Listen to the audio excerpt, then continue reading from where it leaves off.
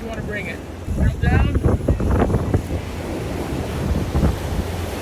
Right there. We're going to touch the leader first on the rod tip. That'll make it. Hold on.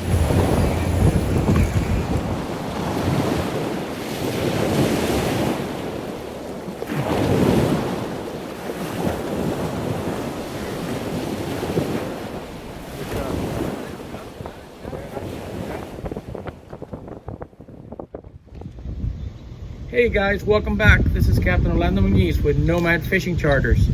Today, I'm going to be talking about one of the topics that always comes up in conversation, which is how do you fish in rough seas on a small boat or a center console when winds are exceeding 18, 20, 25 miles an hour. One of the ways I do this is by employing the use of a sea anchor. This is not your typical little drift sock, but a large parachute style sea anchor or storm anchor. We're going to get into that here in a second. Stay tuned. Before I show you how to put it together, let me start by breaking down the parts. You have the actual sea anchor. This one here is a 12-foot in diameter. It's from a company called Paratech. Okay, they work really well. There's other brands, other types on the market. This just happens to be the one I use. It's 12 foot, and like I said, it's about 7-8 years old, and I've never really had a problem with it. They work really well and they hold up to the elements. The next piece of equipment you're going to need is a line. This is the main line. This is your typical anchor line. Should be either 1/2 inch or 5/8 heavy duty anchor line. This is under a lot of stress, so it has to be heavy duty. And then you also have a thimble on the end. I use a stainless thimble on mine, and this should be about no less than 50 feet, maybe 60 feet long. Okay, it's always better to have a little extra than not enough.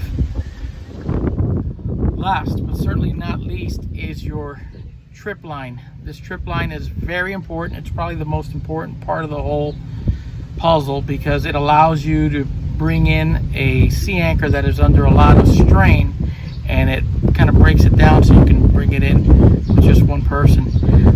This line here should be longer than your main line. So let's say you're using 50 feet of main line, you probably want to go 60, 70 feet on this, just so that it's not tight. If this should be slack all the time. If it isn't slack, your anchor will not fully open.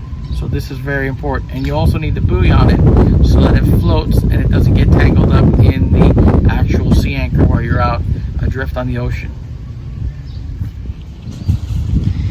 Okay, I've assembled everything so you can see how it goes. Here is the main line.